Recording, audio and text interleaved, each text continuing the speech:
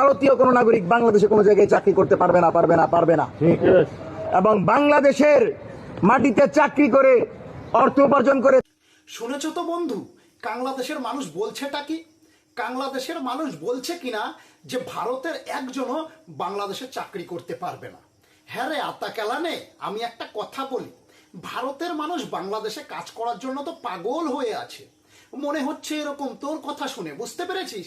এবার দেখ বাংলাদেশের তোর চাচা কি বলে। ভারত সহযোগিতা করেছিল বলেই বাংলাদেশ স্বাধীন হচ্ছে, তা না হলে বাংলাদেশ কখনো স্বাধীন হতো না।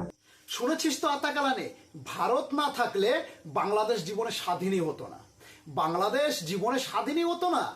বাংলাদেশ এখনো পাকিস্তানের একটা কলোনি হয়ে থাকতো, বুঝতে পেরেছিস? বাংলাদেশ এখনো একটা কলোনি হয়ে থাকতো পাকিস্তানের।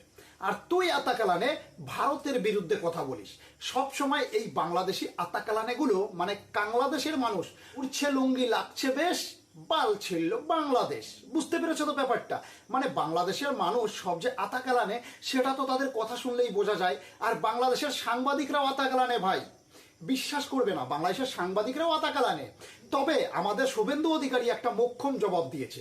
আমাদের শুভেন্দু অধিকারী, আমাদের বর্তমান মুখ্যমন্ত্রী, পশ্চিমবাংলার সুপার হিরো, দেখো কি বলেছে বাংলাদেশকে নিয়ে। তারা তো 3 বেলা ঠিক মতো খেতে পায় না, আবার ওরা নাকি দখল করবে পশ্চিমবঙ্গ।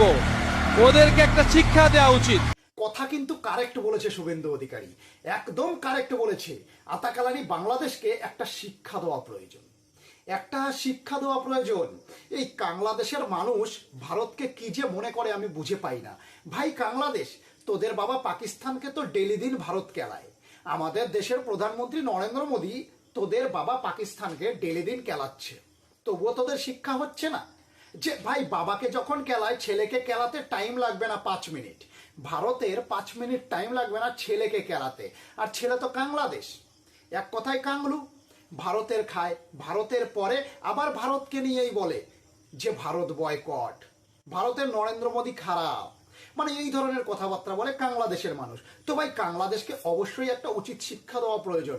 আমি তো মনে করি শুভেন্দু অধিকারী একমাত্র পারবে, আমাদের বর্তমান মুখ্যমন্ত্রী শুভেন্দু অধিকারী একমাত্র বাংলাদেশকে শিক্ষা দিতে পারে। কেননা আমাদের যে আগের সরকার সে তো বাংলাদেশেরই ছিল। আমি মনে করি মমতা ব্যানার্জি সে তো বাংলাদেশেরই ছিল, বাংলাদেশকে ভালোবাসতো মনে প্রাণে, মনে প্রাণে বাংলাদেশকে ভালোবাসতো, বুঝতে পেরেছো তো? তো সেই কারণেই আমি বলছি যে ভাই আমাদের শুভেন্দু অধিকারী দুর্দান্ত একজন মানুষ, বাংলাদেশকে উচিত জবাব দিচ্ছে, উচিত শিক্ষা দিচ্ছে, এটাই আমি চাই। প্রতিদিনই বাংলাদেশে বাংলাদেশিদের পাস করছে, পুশব্যাক করছে, বুঝতে পেরেছো? তো এই কারণেই আমি বলি যে আমাদের শুভেন্দু অধিকারী সুপার হিরো। তো সকলেই বলো জয় শ্রীরাম। আর আতাকালানি বাংলাদেশিদের কেলাও।